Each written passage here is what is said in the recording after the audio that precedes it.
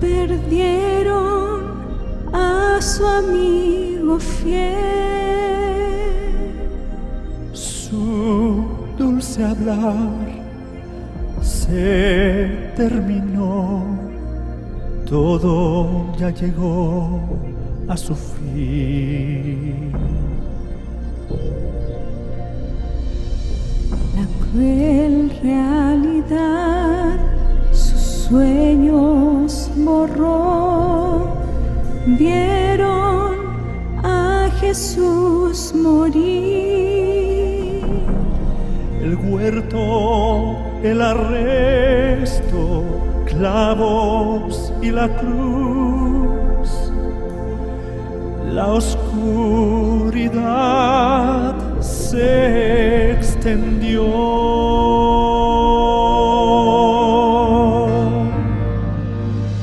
El ángel, la estrella y reyes que van, la boda, el agua, el vino, todo acabó, llevado fue a una tumba cruel. Fue todo real, lo vieron morir, escucharon burlas por doquier. Entonces llegó el día feliz, Cristo el Señor resucitó.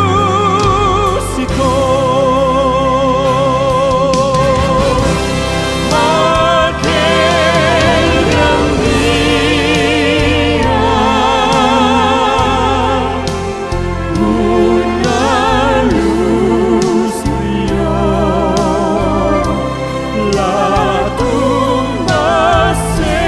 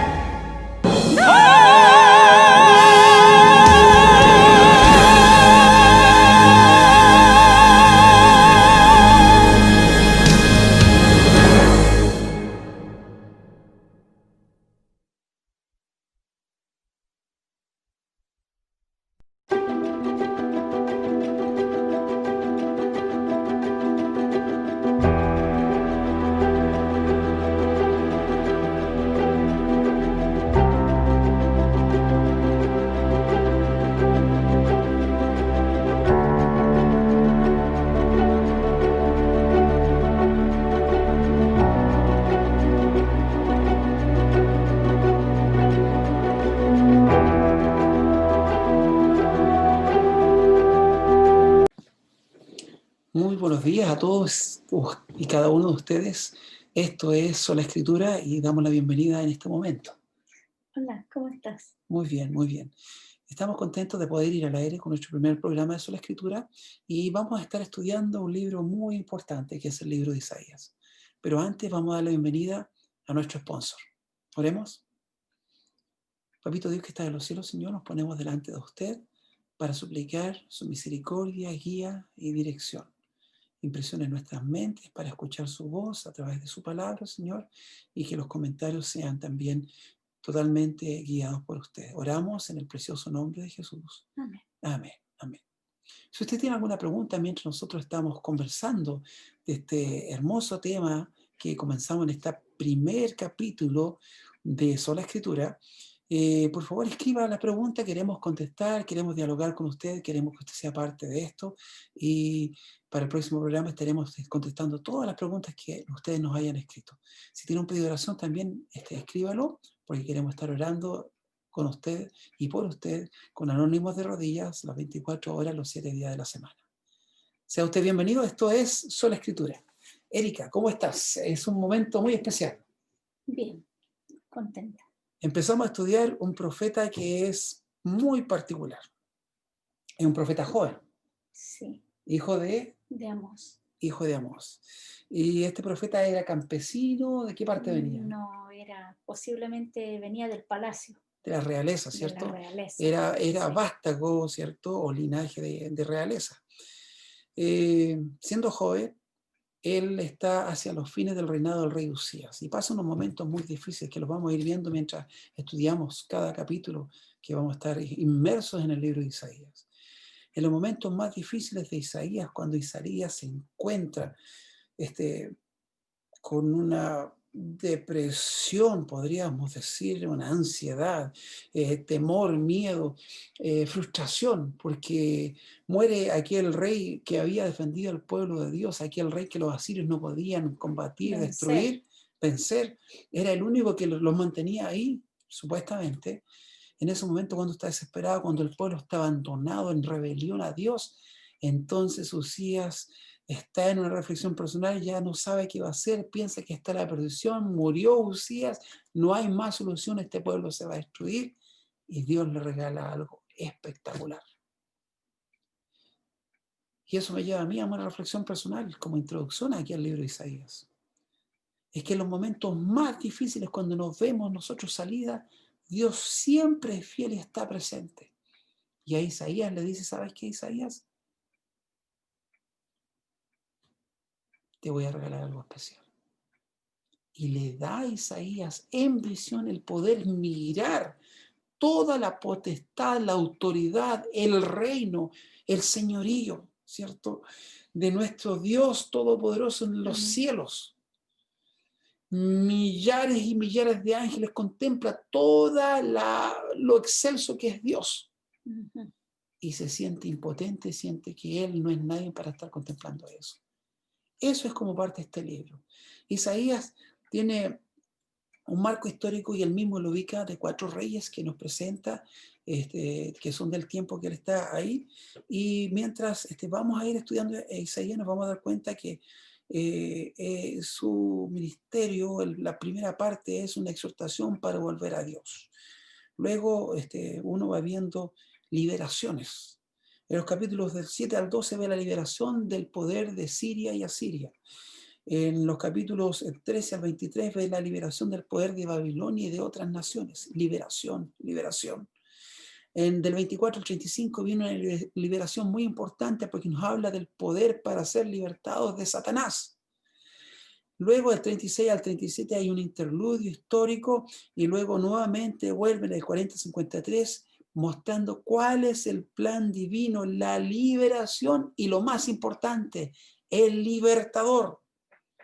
Del 54 al 62 nos cuenta de la reunión de las naciones, donde está el papel de Israel en el plan divino, ¿cierto? El llamamiento para reformarse y que Israel es una luz para las naciones. Finalmente termina Isaías del 63 al 66 con el establecimiento del reino mesiánico. El gran día de Dios llega Dios va a restaurar la tierra y Isaías nos introduce a todos esos momentos tan especiales. Isaías es como el director de orquesta o quizás el compositor que combina todo su background, ¿cierto? Literario, con palabras específicas, frases que quedan ahí embarcadas a través de toda la escritura. Frases como Dios con nosotros. Dios con nosotros, porque un niño Os es nacido. nos es nacido. Todo valle sea alzado. Isaías 53, uno de los más recordado es, mas Él herido fue por nuestras rebeliones, molido por nuestros pecados. El castigo de nuestra paz fue sobre Él y su llaga fuimos nosotros curados. Y por su llaga fuimos todos nosotros curados. Es un poema dentro de todo el capítulo cuando nos habla del siervo sufriente. Nos muestra la resolución a todos estos problemas, la liberación que viene de este Mesías esperado, el Mesías que nos va a salvar, que nos va a rescatar, nos va a restaurar. Y con esas todas imágenes nos presenta una sinfonía del Evangelio en el Antiguo Testamento.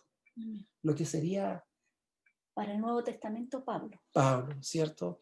Nos presenta a Cristo, su nacimiento profetizado, cuando Él entrega su vida, también cuando Él viene a rescatar, ¿cierto?, a todos nosotros.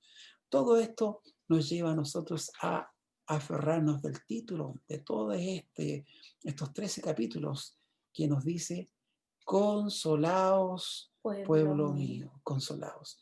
Tenemos en Cristo Jesús, en nuestro Rey de Reyes, Señor de Señores, ese Hijo que nos es nacido, ese Rey que fue levantado, pero también el siervo sufriente de Isaías 53, la esperanza para nosotros. Y así como parte, esa es la introducción para nuestra lección. Y la primera semana que estamos estudiando se llama el título Crisis de Identidad. Y si yo te pregunto, Erika, a ver, ayúdame un poco. Si alguien me quiere preguntar o quiere encontrar mi identidad, ¿cómo es la manera más práctica hoy en día de encontrar mi identidad? Bueno, ¿qué significa una identidad? Significa el nombre y el apellido de una persona. Okay. Ya también tiene que ver con la fecha de nacimiento, datos personales, podríamos decirlo. Fecha de nacimiento, también podríamos decir una foto de la persona, ¿no es cierto? Para que no haya otro que sea igual a ti. Y lo más importante, el nombre y los apellidos. Claro, porque tú perteneces a una familia. Claro, pertenezco a una familia. El pueblo de Israel empieza con una crisis de identidad donde ellos tienen una amnesia provocada por el pecado, la separación, la falta de relación con el Creador, con el Libertador, con aquel que lo dio todo por ellos. Y eso lo vamos a ver ahorita con Erika. Pero nosotros tenemos este momento, la crisis, esta amnesia causada intencionalmente por el enemigo que quitó la relación del pueblo con Dios, que se metió entre medio y que ahora lo mantiene esclavos de esa relación, le provoca al pueblo de Dios una amnesia donde ellos se olvidan quién los crió y se olvidan quién los hizo grandes. Y entonces ahí viene la respuesta, que Erika nos va a hablar también de eso. Y el versículo de Moria nos dice, y yo lo utilizo mucho, le cuento a Erika muchas veces, cuando estamos con pacientes que tienen problemas en el hospital. Muchas veces nos toca gente que quiere confesar sus pecados porque están viviendo sus últimos momentos de vida. Recuerdo, son muchos los casos y son cosas graves que hemos escuchado. Yo no los confieso. Yo les digo, yo no soy persona para confesarte a ti, pero sí te puedo ayudar a aprender cómo confesarte. Y por supuesto, tomamos la palabra de Dios y le enseñamos que uno puede contarle a Dios, traer todas las cargas. Y voy con este texto que dice, hey, what's the matter? ¿Cuál es el problema? ¿Cierto? Hagamos las cuentas. Es una invitación personal. ¿Sabes qué? Ha pasado tantas cosas. Hagamos las cuentas. Si tus pecados son como la grana, yo los quiero hacer blancos como la nieve. Bueno, ahí partimos nuestra lección. Y en este momento vamos a dejar a nuestra querida Erika que nos siga adelante con esa impresionante parte, oíd cielos. Oíd cielos. Lo encontramos el versículo que los voy a llevar a que leamos Isaías 1:2, donde dice: oíd cielos y escucha tú, tierra, porque Jehová habla. Aquí podemos ver que el Señor hace un énfasis. Escucha tú, cielos, y tú, tierra, le dice. Hace un énfasis. Incluso también los usa como testigos. ¿Ya? Son como sus testigos. En el Antiguo Oriente, cuando un rey hacía un tratado, traía testigos, pero sus testigos eran dioses. ¿Ya? Wow. Traía a sus dioses como testigos. ¿Y por qué no trae dioses? Bueno, ahí vamos. Traía dioses para que fueran sus testigos por si es que alguien no cumpliera el trato, entonces habría tal vez un castigo, una penitencia. Pero en este caso, que Dios es Dios de dioses y Rey de reyes, es solamente un Dios. Y Él no tiene otros dioses, Él es el Dios. Pero entonces trae a su creación. El cielo y la tierra como testigos del trato. Ahora preguntémonos, ¿cuál fue el trato que Dios hace para que supuestamente, que si es que alguien lo quiebra, hayan testigos, ¿verdad? Pero en este caso el trato era que yo seré su Dios y ellos serán mi pueblo. El pueblo de Israel se había olvidado de ser el pueblo de Dios. Habían quebrado el pacto. Habían olvidado que eran hijos de Dios. Entonces, mira cómo usa estas palabras como severas Dios. Podríamos decir que tal vez está indignado Dios con ellos. ¿Ya? Y vamos a leer del 12 en adelante. Oíd cielos y escucha tú, tierra, porque habla Jehová. Y aquí viene, ¿qué es lo que dice Jehová? Crié hijos y los engrandecí, y ellos se rebelaron contra mí. Dice, el buey conoce a su dueño, y el asno el pesebre de su señor, pero Israel no conoce, mi pueblo no tiene entendimiento. Ahí hay otra queja del Señor. Mi pueblo no conoce, no tiene entendimiento. ¿Ya? Era porque el pueblo de Israel estaban haciendo lo que Dios le había enseñado, sus ritos, ¿cierto? Estaban asistiendo al templo, seguían haciendo sus costumbres. Pero algo había que ellos no estaban cumpliendo, que Dios hace esta queja. Dice, crié hijos y los engrandecí, porque Dios cumplió su parte del trato. ¿No es cierto? Él los bendijo, los protegió de los reyes que los invadían o los querían invadir. Siempre Dios los protegió. Pero la parte que le tocaba donde dice, y ellos serán mi pueblo y yo seré su Dios, ellos se olvidaron que Dios era su Dios. Entonces Dios trae aquí quejas fuertes. Pero ahora podríamos decir, pero el pueblo de Israel, ¿qué sentirían ellos?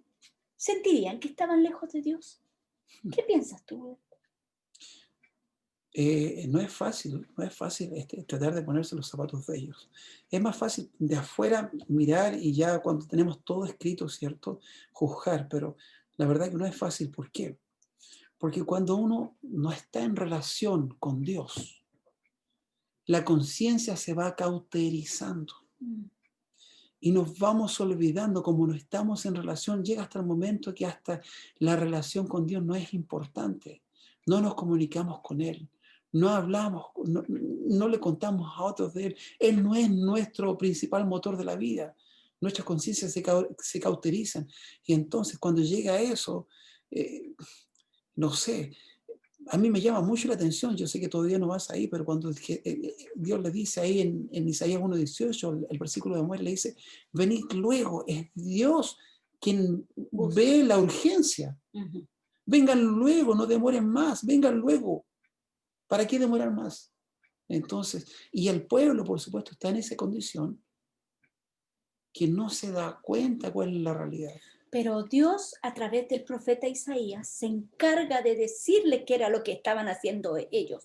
Le dice, gente pecadora, pueblo cargado de maldad. Dejaron al Señor y despreciaron al Santo de Israel. Le dice en su cara lo que están haciendo.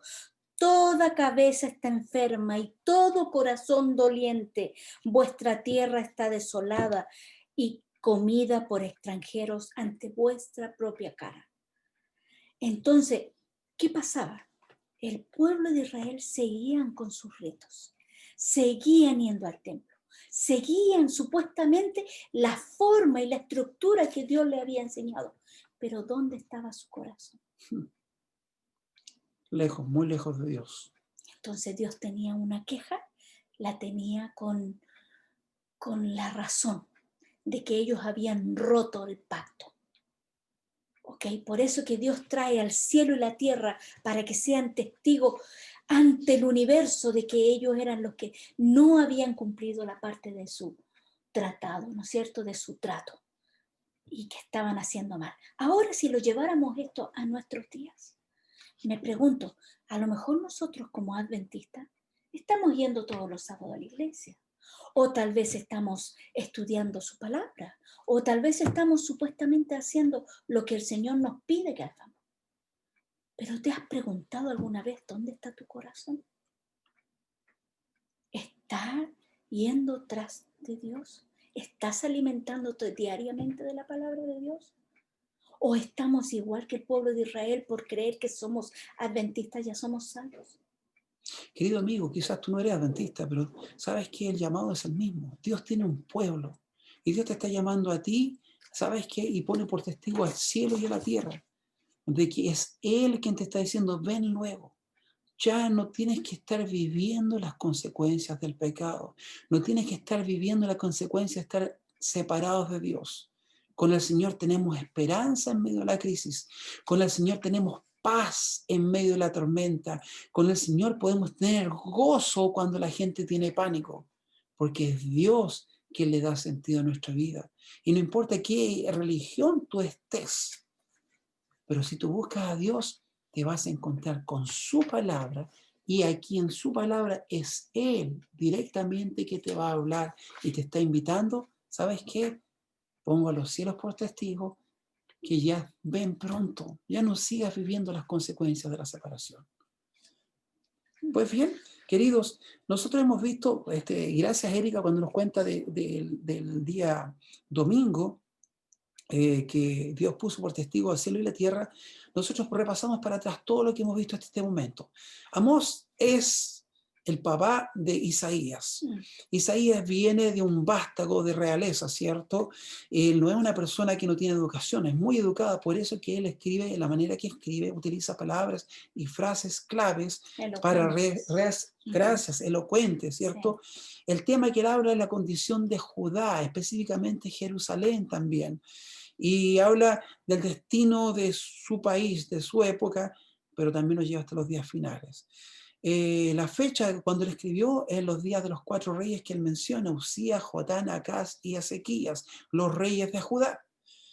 Y cuando nosotros vemos todo esto que Erika nos contó recién, ¿qué dice el Señor? ¿Cuál es la esencia del mensaje? ¿Cómo se aborda esta misma idea? Vemos nosotros siempre la acción de Dios, la respuesta de su pueblo. Dios decide, quiero hacer un pacto con ustedes. Tú lo dijiste muy bien. Él quiere que ellos sean su pueblo y Él quiere ser su Dios. El pueblo se alejó del pacto, ¿cierto?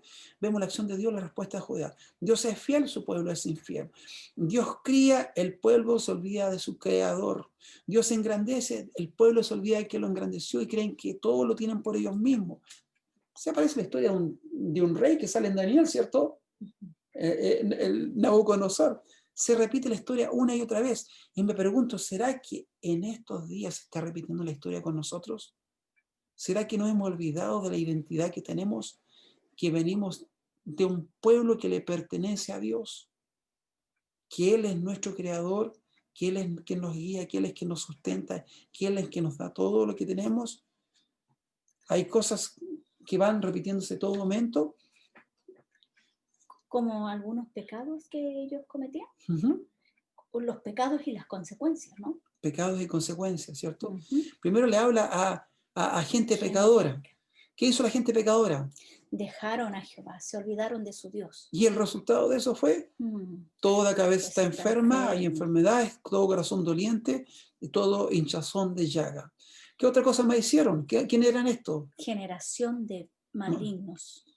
¿Y cuál fue el pecado que hizo esa generación de malignos? Provocaron a ira al Santo de Israel. Y por consecuencia el resultado fue tierra destruida, quemada sí, y devorada. Desolada también. ¿Cierto? Finalmente también nuevamente da otro nombre, hijos depravados. ¿Qué hicieron estos? Se Se tornaron para atrás. Se tornan para atrás, fíjate, le llama depravación, volver para atrás. Cuando nosotros estamos caminando en el camino con Dios, si nos volvemos a nuestro camino, somos llamados depravados. Y finalmente, cuando nosotros nos volvemos, quedamos vuestra tierra queda desolada. Desolada, ¿cierto? Como una casa en melonar. Cuando plantan melones, ¿cierto? Y ya se acabó la cosecha, la casa queda vacía, por lo tanto, quedamos sin la compañía, sin la protección de Dios. Y en estos momentos nos encontramos nosotros en una situación difícil. Vamos a ver un ritualismo putrefacto. Esto es demasiado fuerte porque sabes que el Señor nos llama a nosotros en Santiago 1:27 que tengamos una religión sin mancha. Dice, la religión pura y sin mancha, sin mácula delante de Dios y Padre es esta. ¿Qué? Visitar a los huérfanos y a las viudas en sus tribulaciones y también guardarse sin mancha del mundo. Guardarse sin mancha del mundo. Y mientras Erika me enchufa por favor, dar la conexión, que se nos va a ir la corriente. Eso pasa porque estamos en vivo, ¿cierto? Muchas gracias. Y les quiero contar que esto mismo que se está llamando en Santiago 1:27 es lo que se llamó al pueblo de Israel en los tiempos después de Jesús y también antes de Jesús. Hay una situación que huele mal. Hay una situación que ya no se aguanta, no solamente está descompuesta, mal olor, sino que ya es inservible. Y es todos los sacrificios que el pueblo de Israel hace. El Señor le dice, ¿sabes qué? No me traigan más vana ofrenda, porque tu incienso me es abominación. Lunas nuevas, sábados, no los puedo soportar. El conocer, el convocar la asamblea, llaman a juntas, llaman a reuniones, todo eso es iniquidad, ¿cierto? Vuestras fiestas solemnes me son iniquidad, vuestras lunas nuevas, vuestras fiestas solemnes, nuevamente la repite, las aborrece. Mi alma, me son gravosas, cansado estoy de soportarlas. ¿Sabes qué? Dios se cansa, son tantas las veces que el pueblo de Dios se alejó, llevaba un ritualismo que era putrefacto. ¿Por qué putrefacto? Porque llegaba a salir mal olor, se mostraba lo inservible que era, porque servían en las formas. Quizás a nosotros nos ha pasado, nos vestimos bien, vamos a la iglesia. Mira, esto es lo más práctico. A veces podemos nosotros estar discutiendo en casa, ¿cierto? Pero golpear la puerta y justamente viene un hermano de iglesia. Viene el hermano Ricardo o la hermana María, ya. Y nosotros estamos peleando, ¿y qué pasa? Son cosas que cotidianas, ¿cierto? Mira, hermano, ok, movimos rápidamente, si es que había algo desordenado, y mientras uno va a abrir la puerta, el otro estaba terminando de ordenar, y después, adelante, hermanito, hermanita, adelante. Mi amor, vino el hermano, y sonreímos como si nada hubiese pasado. Eso es un ritualismo putrefacto, porque actuamos para afuera, pero por dentro, ¿qué estaba pasando en la casa? ¿Será que hoy en día nos pasa el mismo problema en la iglesia? Puede pasar, claro que sí. Fíjate que a veces somos demasiado legalistas. Ponemos más y más leyes, judaizamos más de la cuenta, poniendo leyes y nos quedamos en las leyes y nos olvidamos de la esencia que Dios nos llama, que es vivir en relación con Él para reflejar su amor. Él les dice claramente que ellos eran culpables de violencia y de opresión hacia los demás. Qué increíble. Al maltratar a otros miembros de la comunidad del pacto, mostraban desprecio por el protector de todos los israelitas.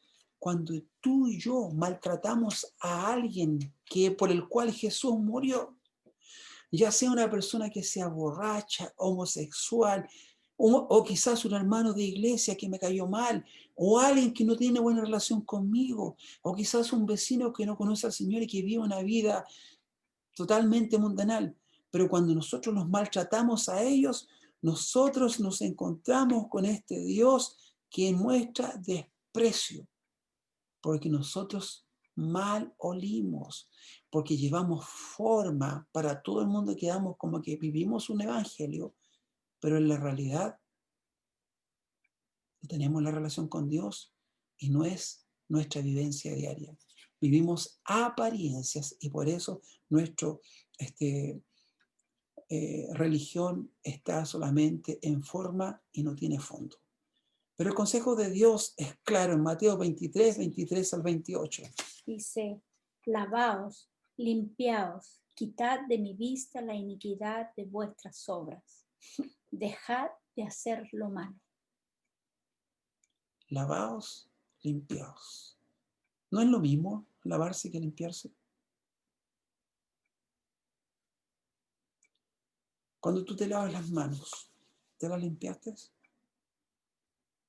Me parece que el Señor está haciendo un énfasis aquí. ¿Sabes qué? Lo que necesito es que realmente hagas una limpieza profunda. Que te laves, pero también que te limpies profundamente. ¿Por qué?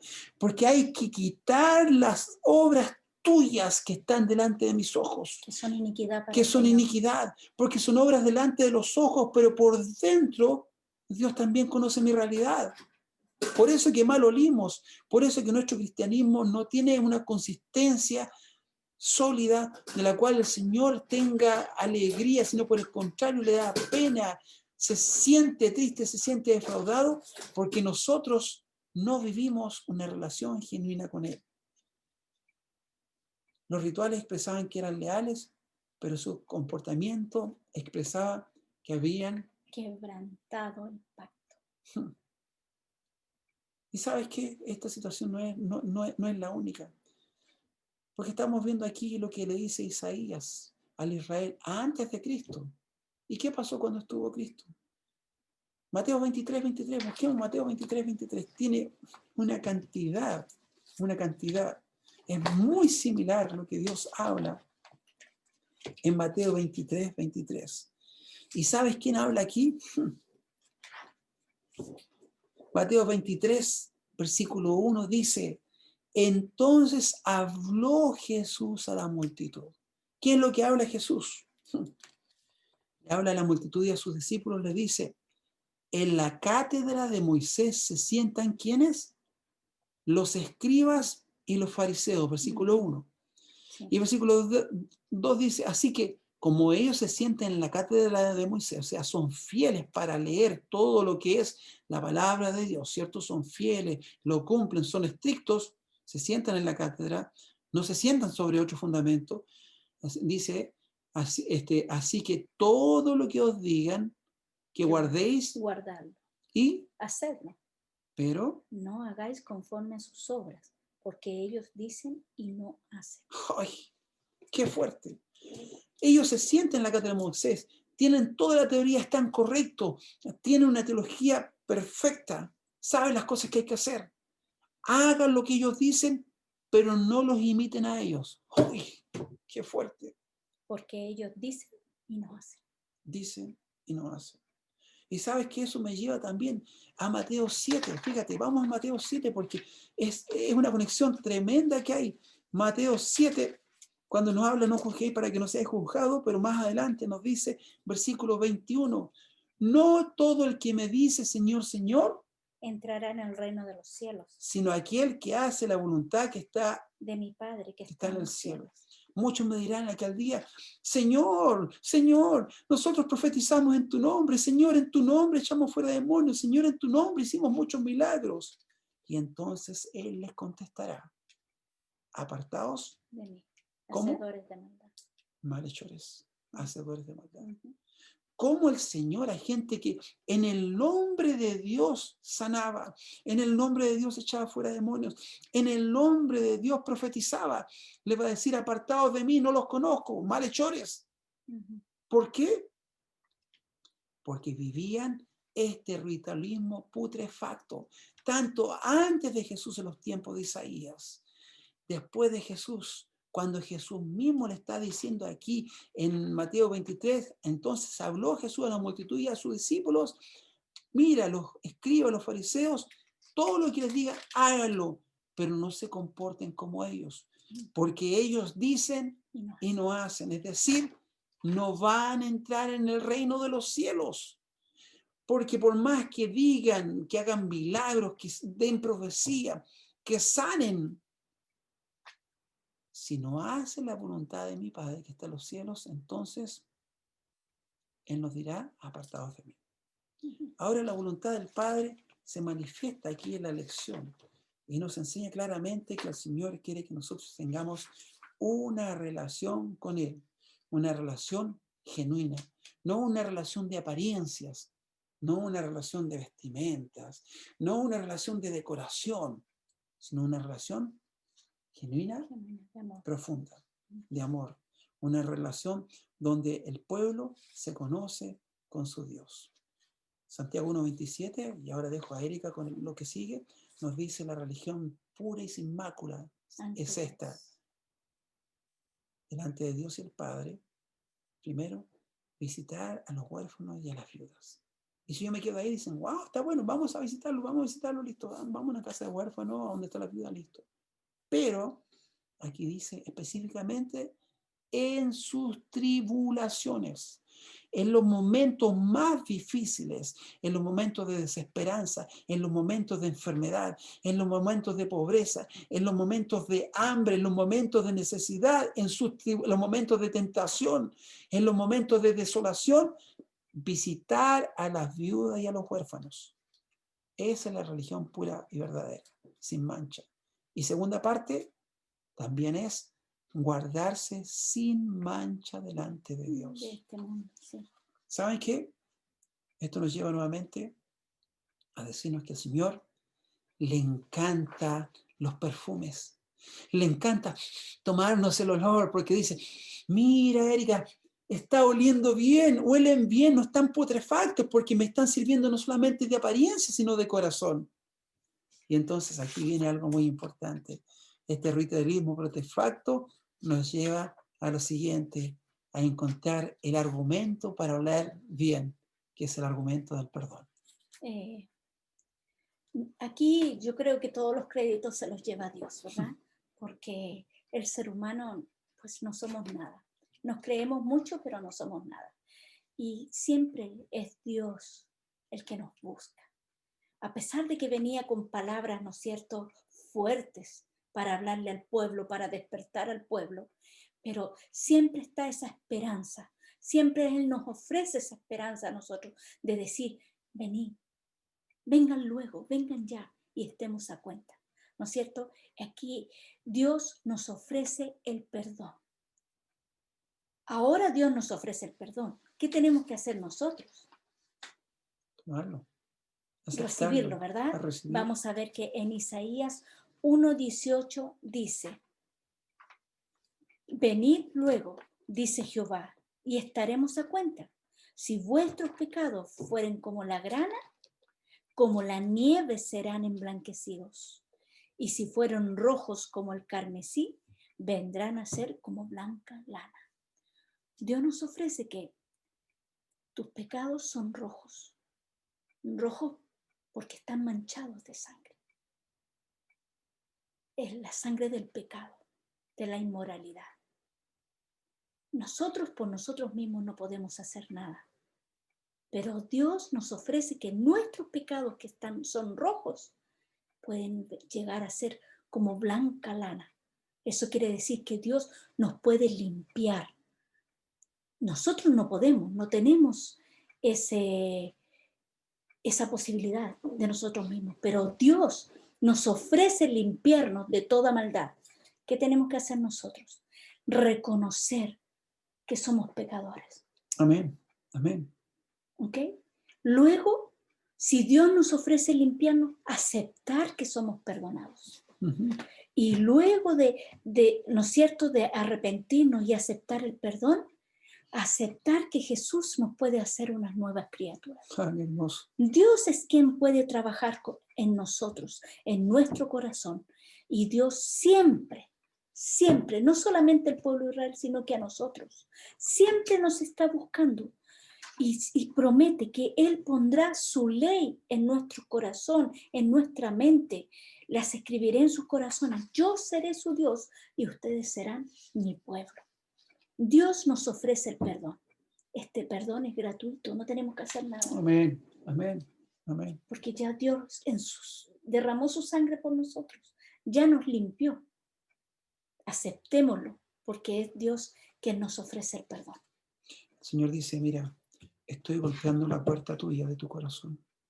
Si tú oyes mi voz y abres la puerta, voy a entrar en tu corazón, voy a entrar en tu hogar y quiero cenar contigo, quiero tener tiempo en familia. Pero el Señor jamás va a obligar, va a forzar que abramos nuestro corazón.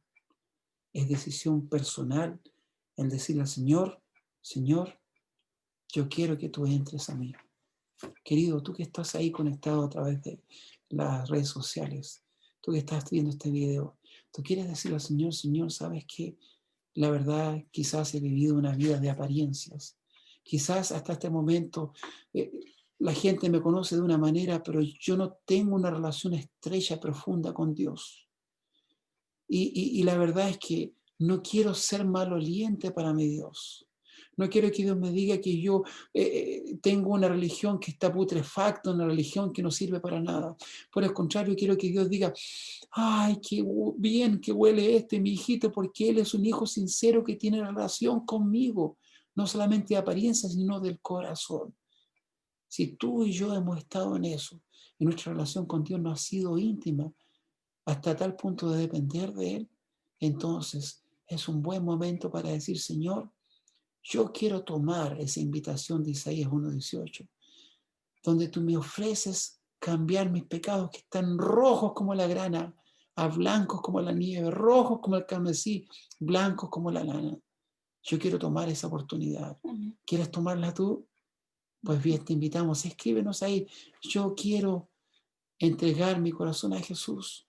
Señor, quiero que tú me hagas una persona que sea 100% entregada a usted. ¿Sabes qué? Esta religión putrefacta, nosotros la podemos resumir de una manera bien fácil, que es decir y no hacer. Predicar y no practicar. Aparentar y no vivir.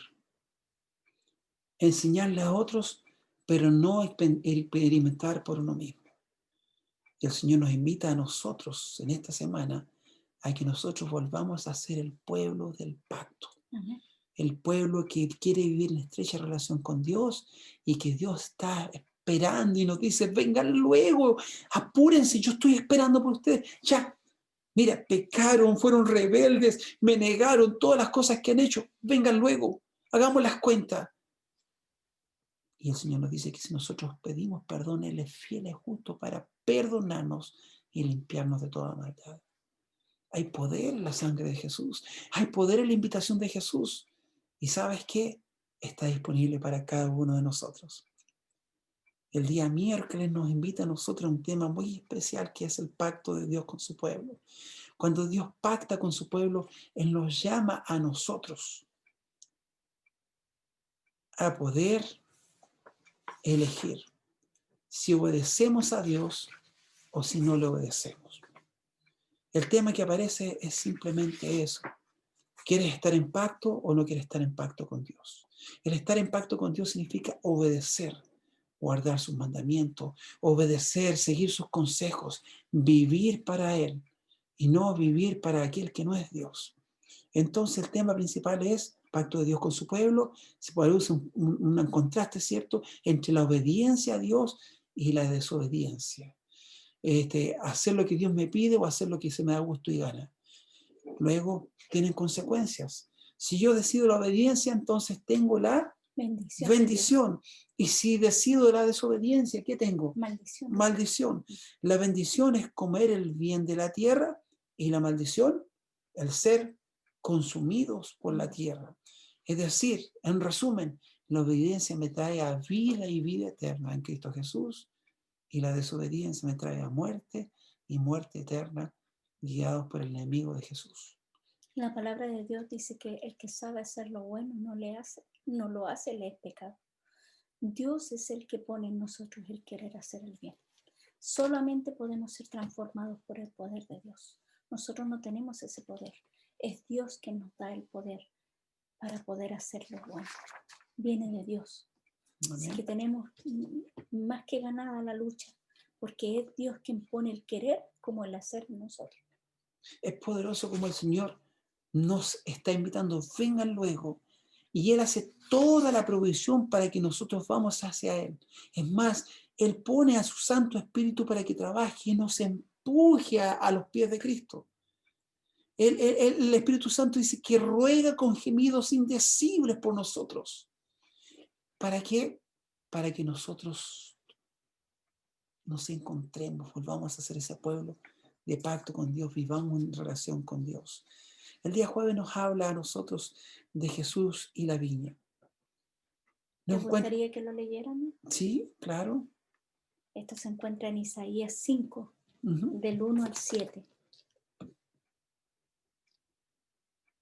Ahora cantaré por mi amado, el cantar de mi amado a su viña. Sí, no, adelante. Tenía mi amado una viña en una ladera fértil. La había cercado y despedregado y plantado de vides escogidas. Había edificado en medio de ellas una torre y hecho también en ella un lagar, y esperaba que diese uvas, y dio uvas silvestres. Ay. Ahora pues, moradores de Jerusalén y varones de Judá, juzgad entre mí y mi viña. ¿Qué más se podía hacer a mi viña que yo no haya hecho en ella? Porque esperando yo que diese uvas, ha dado uvas silvestres. Es interesante, cuando nosotros vemos aquí, vemos también un paralelo. Casi bastantes partes de Isaías tienen paralelos. Y aquí nos habla de las uvas y las uvas silvestres. Y sabes que eso nos lleva también a Mateo 21, 33 a 45, donde Jesús habla de la viña que él plantó. Nos lleva a hacer el mismo paralelo, ¿cierto? Pero vamos con la primera parte, Isaías 5, del 1 al 7, cuando nos habla de esta viña, nos habla de uvas y uvas silvestres. ¿Cuál es la diferencia entre uvas y uvas silvestres? Cuando usted busca en las palabras originales que salen en el hebreo, cuando nos habla de las uvas, nos habla de las uvas, esas uvas que son fragantes y esas uvas que tienen valor. Cuando hablamos de la uva silvestre, son uvas que están en inglés, dice stinking y worthless. Significa que son malolientes, están podridas, worthless, que no tienen valor. Es decir, hay un paralelo entre las uvas que Dios planta, y Dios las planta con una intención, que sean fragantes y que tengan valor. Pero estas uvas se pueden transformar en uvas silvestres. Aun cuando Dios las planta, Dios las cuida, Dios las poda, Dios hace todo porque nosotros seamos uvas fragantes y de mucho valor, aún así, a pesar de todo el trabajo que Dios hace y todo el amor que tiene para cuidarnos, nosotros a veces podemos decidir ser uvas silvestres, uvas que van a stink, ¿cierto? Mal oler, podridas y que no van a tener valor. Así que aquí nos encontramos nosotros con esta viña, y en la viña de Isaías 5:1, en la viña de Jehová, la casa de Israel. Esta casa de Israel está maloliente en pecados, maloliente porque no está conectado con la fuente del buen olor, ese olor grato a Jehová. La fuente del buen olor es Cristo. Cuando este pueblo no está conectado con Dios, entonces esta casa de Israel no vale nada, no tiene valor. Dios es el que le da el valor. No huele bien porque Dios es el que le da buen olor.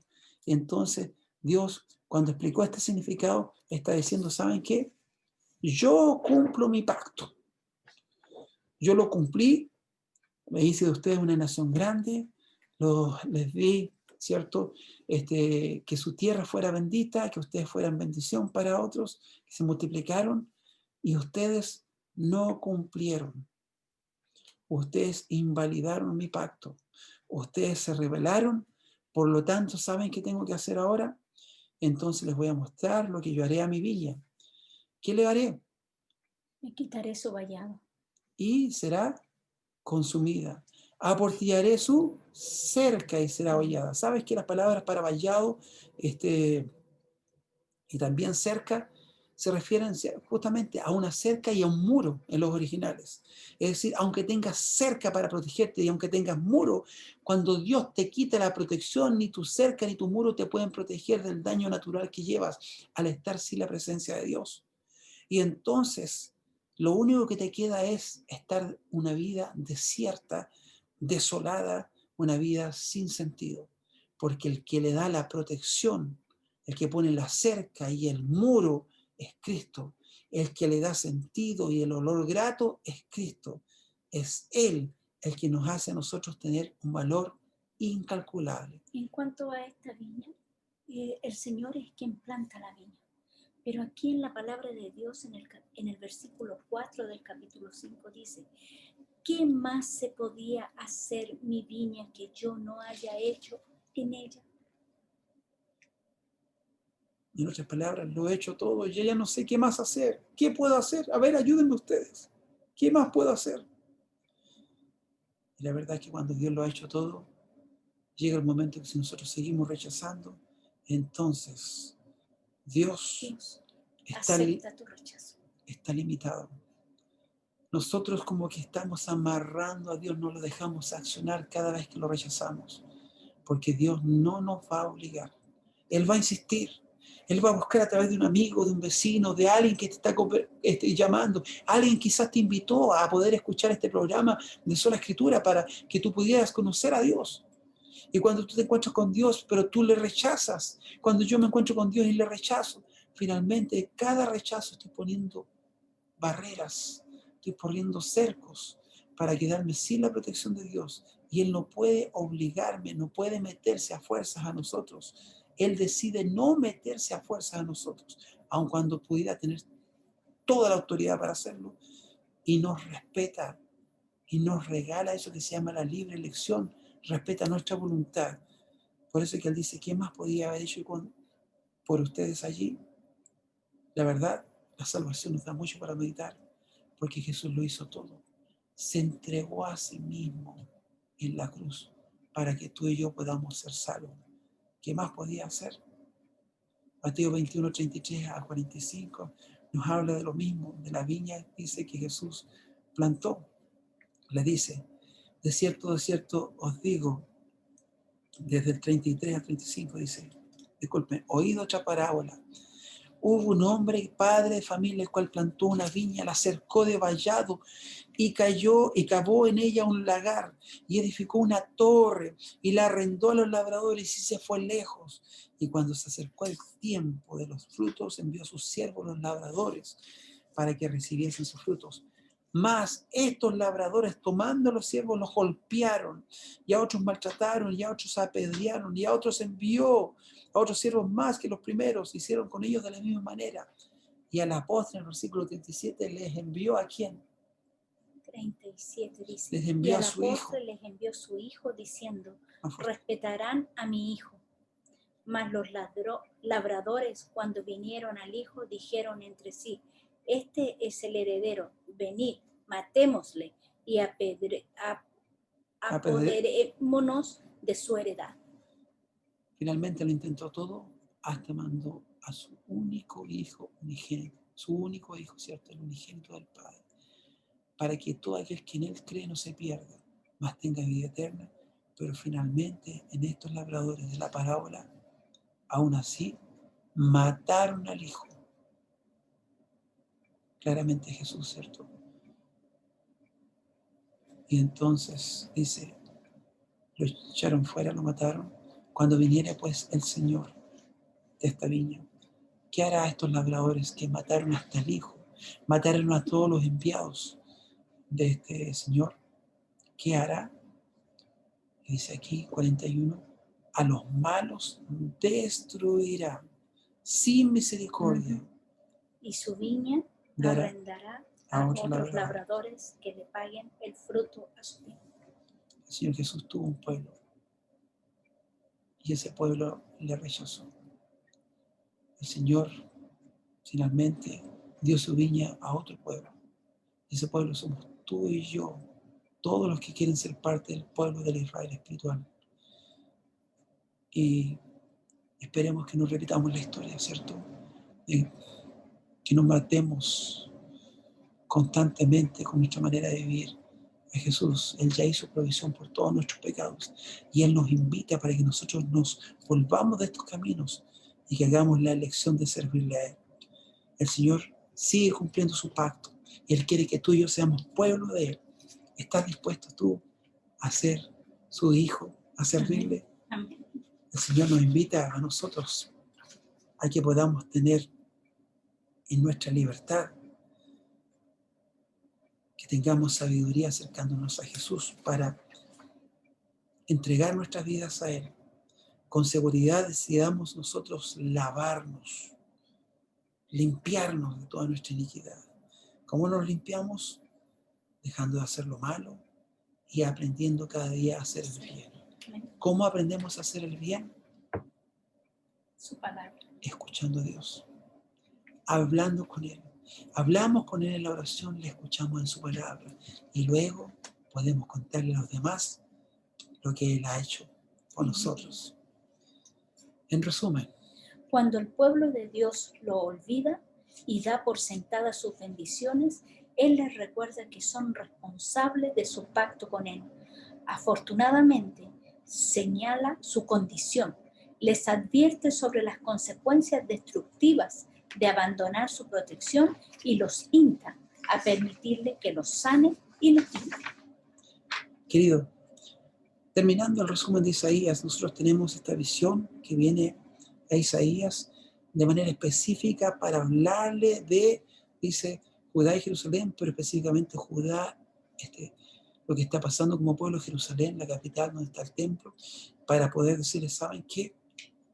Tengo al cielo y la tierra por testigo, de que yo les estoy hablando y que les digo, vengan luego, ya. Han pecado tanto, se han rebelado, toda cabeza está enferma, todo corazón doliente. Ustedes están podridos, están heridos, están cargados de maldad. Son una generación de malignos, son un pueblo pecador. Han dejado a Jehová, provocaron a ir al Santo de Israel. Se tornaron para atrás, se separaron del Eterno, están perdidos en su propia sabiduría, están pervertidos en su entendimiento. Pero yo les digo, a pesar de la condición que están, vengan luego. Y hoy en día, en resumen, el Señor está diciendo, vengan luego y estemos a cuenta. Lo que hayas hecho, arréglalo con Dios. Amén. Él conoce mi vida y tu vida. De donde Él me ha sacado es de infinidad de pecados. De donde Él te ha sacado también es lo mismo. No hay nadie que sea superior al otro. Por el contrario, todos estamos infectados por el pecado, mal olemos. Pero la invitación de Jesús para ti hoy es, ven pronto, ven luego, acércate ya. Mira, a pesar de tu condición, te quiero decir que estoy aquí para que hagamos las cuentas. Hagamos las cuentas con Dios. Él nos está invitando. Es hora de hacer cuentas con Dios. Cuéntale las cosas que has hecho. Él las conoce, pero el ejercicio de contarle a Él es para nuestro beneficio, para saldar una por una las cosas que hemos hecho. Y si hay algo que no te recuerdas, pide que te refresque y dile, Señor, no me recuerdo más, pero hasta aquí todo lo que te cuento te pido, por favor, límpiame, bórrame, quítame el rojo del carmesí, quítame el rojo y hazme blanco como la lana, como la nieve. Y el Señor está dispuesto, tan pronto tú haces eso, para abrazarte, darte un beso y decirte, sí, hijito, yo te cubro con mi sangre, eres un perdonado. Esa es la buena nueva que tenemos aquí en Sola Escritura, es que hoy en día, al estudiar su palabra, encontramos la bendición del perdón de Dios. El bendito evangelio que Cristo murió por ti y por mí para darnos perdón y nos dice que pronto vendrá a buscar a este pueblo de perdonados, este pueblo que se ha limpiado y han lavado sus ropas en la sangre del Cordero. Que el Señor te bendiga y nos vemos la próxima semana en Sola Escritura, repasando, por supuesto, el capítulo que viene, muy importante de Isaías, donde tú y yo tendremos la oportunidad de encontrarnos nuevamente con este profeta que fue muy especial. Te quiero contar, para terminar y como motivación, Isaías murió aserrado. Y hay mucha gente que entregó su vida por el Señor y murió abusada, maltratada, sacrificada, de la peor forma. Pero aún así Isaías estuvo dispuesto a entregar su vida para que tú y yo podamos conocer este evangelio. Jesús estuvo dispuesto a entregar su vida para que tú y yo podamos participar del evangelio. Y tú y yo también podemos entregar todo lo que nos queda de vida para que otros conozcan el evangelio de Jesús. Que el Señor te bendiga. Próxima semana, ¿qué se viene, Erika? Tenemos la crisis del liderazgo. Crisis de liderazgo, y el versículo está en Isaías 6:1. ¡Wow! Sí. Es un versículo potente porque viene el versículo que empieza la visión cuando Isaías está en todo el momento más difícil, cuando ya no encuentra esperanza, cuando ve que el pueblo está tan sumido en la perdición. Entonces el cielo se abre y el Señor lo transporta y le regala para que él pueda ver todo el poder de nuestro Dios. Isaías tiene el privilegio en esta visión de ver a Dios y de ver el trono de Dios y de ver quienes estaban alrededor del trono.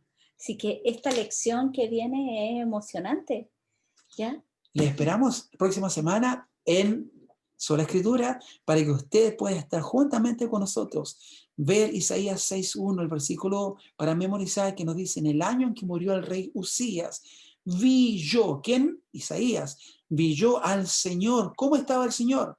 Sentado sobre un trono alto y sublime, ya no más como un cordero inmolado que está muriendo por nuestros pecados, sino que Él lo ve en visión, que Él está sentado sobre un trono victorioso. Amén. Y sus faldas llenaban el templo. Querido, en los momentos más difíciles de la historia, el Dios Todopoderoso desde el cielo está abrazándonos. Vamos luego, hagamos las cuentas. Yo tomo la invitación del Señor. ¿La tomas tú? Amén. Escríbeme. Por favor, pon en tus comentarios: yo tomo la invitación de Jesús. Hago mis cuentas con Él. Quiero ser salvo. Vamos a orar. Amén. Buen Dios y Padre Celestial, alabado y bendecido sea su santo nombre. Señor, estamos agradecidos por este hermoso estudio de su palabra. Señor, gracias porque usted usó a sus siervos los profetas para que entregaran un mensaje al pueblo. Señor, que también hay un mensaje que nosotros podemos rescatar. Y usted siempre, Señor, nos busca con esperanza, con amor eterno para sus hijos que deciden venir y estemos a cuenta. Señor, usted quiere perdonar nuestros pecados, que podamos tener un corazón contrito, humillado, arrepentido y aceptar nuestras culpas y poder aceptarlo como nuestro Dios, Rey de Reyes y Señor de Señores. Ayúdenos a ser humildes y, Señor, usted es el único que tiene el poder de restaurar nuestras vidas. Se lo pedimos en el nombre de Jesús. Amén, Señor. Amén. Que el Señor te bendiga. Nos vemos nuevamente. Esto es Sola Escritura. Hasta la próxima semana. Adiós.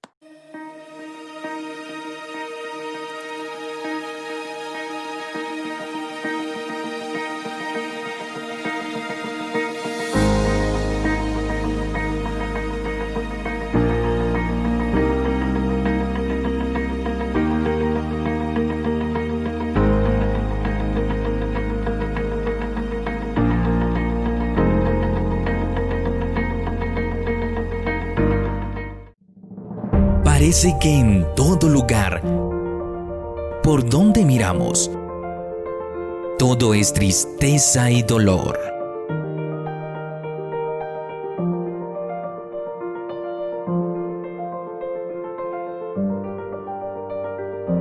¿Sientes que tienes problemas y no encuentras solución?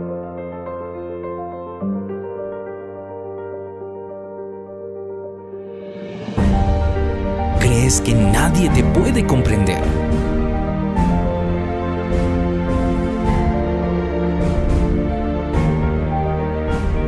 ¿Piensas que hiciste algo que nadie te va a perdonar?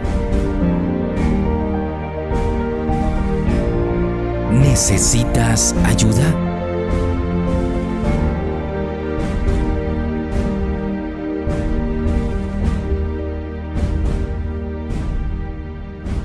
¿Quieres encontrar respuestas para tu vida?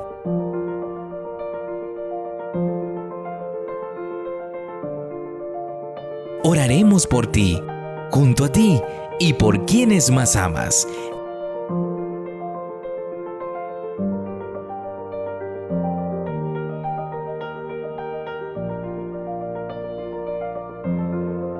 Encuéntranos en www.adr247.org.